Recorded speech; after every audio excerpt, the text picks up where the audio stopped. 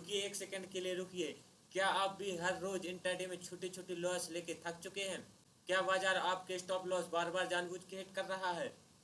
तो यह बात ध्यान से सुनिए। आज मैं आपको किसी किताबी इंडिकेटर के बारे में नहीं, बल्कि बाजार की धड़कन पकड़ने वाले उस ब्रह्मास्त्र के बारे में बताने जा रहा हूँ, जिसे बड़े स्केल पर 10,000 की कैपिटल से 1 लाख बनाने के लिए यूज करते हैं। यह है मयंक भाई की 9 and 50 EMA की स्ट्रेटेजी, जिसकी एक्यूरेसी मेरी पर्सनल यूज में 80% से भी ज़्यादा है। यहाँ एसएल सिर्फ 10 का होता है और टारगेट 30 या 40 का। अगर आप अगले 10 मिनट के लिए इस वीडियो में टिके रहे तो गारंटी है कि आपकी लॉस वाली आदत हमेशा के लिए छूट जाएगी। मैं वादा करता हूँ।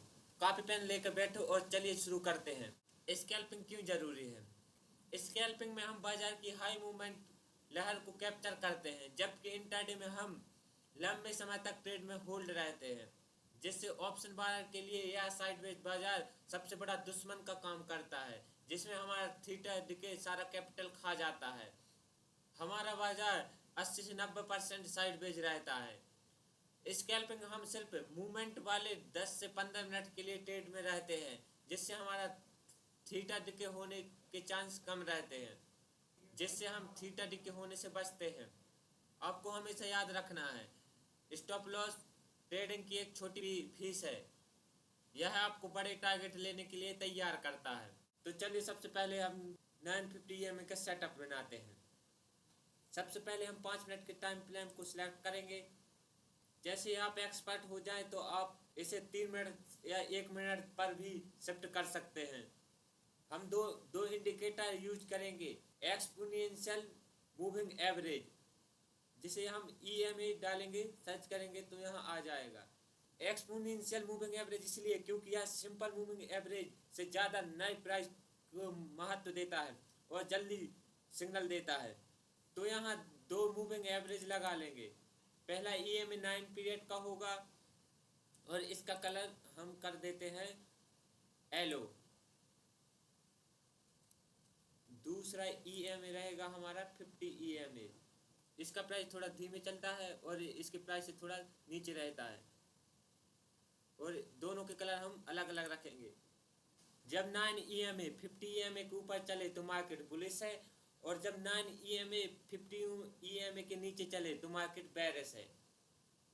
और हम कुछ फिल्टर बताते हैं जिसका हम इसमें फिल्टर लगा सकते हैं। इस स्ट्रेटजी में सबसे बड़ा फिल्टर है EMA का स्लोप, मतलब ढलान। हमें सिर्फ तब ट्रेड करना है जब इसकी स्लोप 30% डिग्री मुड़ा हुआ हो। 30% मुड़ा है। इस स्ट्रेटजी में सबसे बड़ा फिल्टर है EMA का स्लोप।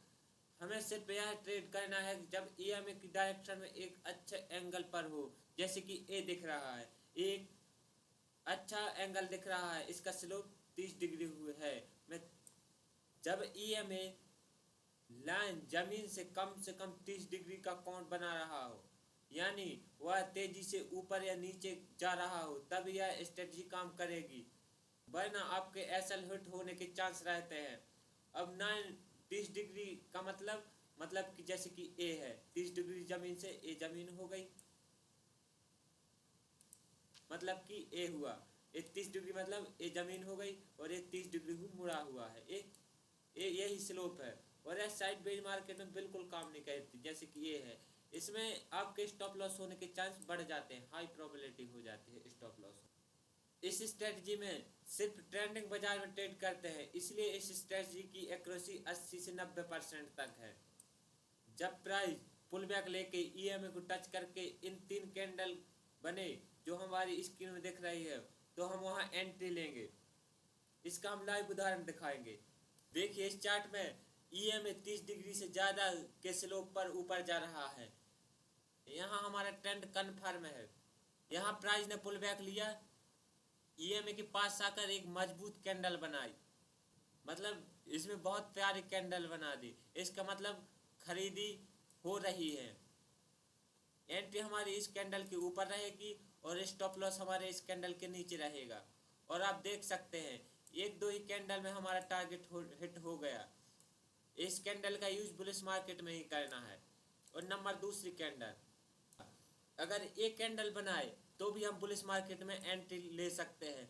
30 डिग्री का स्लोप ऊपर की ओर और ए एक कैंडल प्यारी सी कैंडल बनाए तो इस कैंडल के ऊपर हमारी एंट्री रहेगी और इसके नीचे का स्टॉप लॉस रहेगा।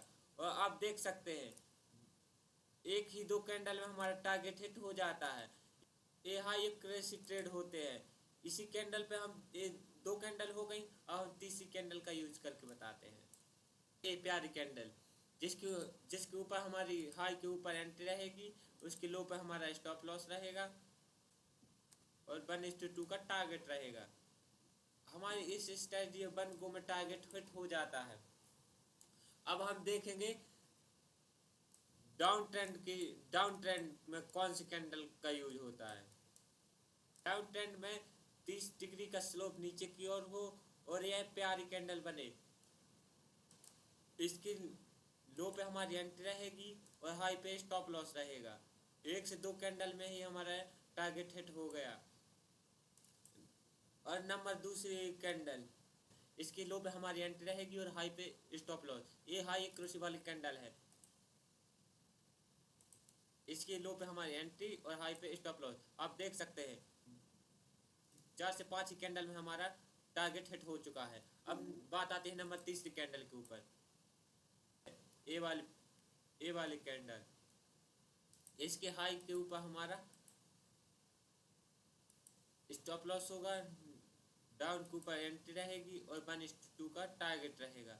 तो आप देख सकते हैं एक से दो ही कैंडल में हमारा टारगेट हिट हो गया है। इस स्ट्रेटजी के 3 सबसे गोल्डन रूल।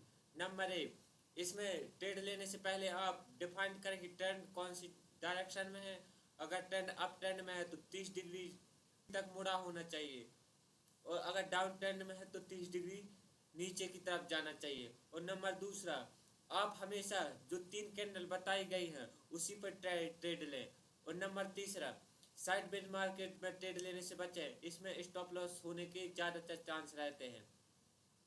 और आप जाइए और आप इस स्ट्रेटजी पे बैक टेस्ट करिए और आप अपनी ट्रेडिंग डायरी में लिखिए। और अगर आपको कोई भी प्रॉब्लम होती है तो कमेंट में बताइए, मैं उस पर वीडियो बनाऊंगा। वीडियो अच्छा लगा हो तो लाइक करो, शेयर करो और चैनल को सब्सक्राइब करो ताकि आपको ऐसी बेस्ट क्वालिटी की वीडियो मिलती रहे।